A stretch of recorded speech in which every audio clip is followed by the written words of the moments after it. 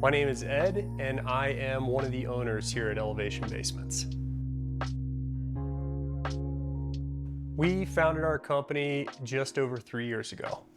Part owner, my day-to-day responsibilities is a spectrum. I am working with our field staff, making sure that projects are successful and that homeowners are happy. I'm also working with new clients on design and selections.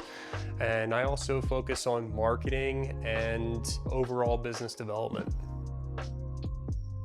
My favorite thing about being a part of the Elevation team is working with clients, making sure that they're extremely happy with the experience, not just the finished product.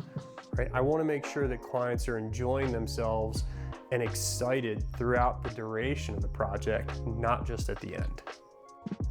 I would say the most important thing to our clients is that they are working with a builder that's going to put their interests first. They're working with a builder that does the right thing, that cares about client satisfaction, that cares about the experience, as well as delivering a beautiful finished product.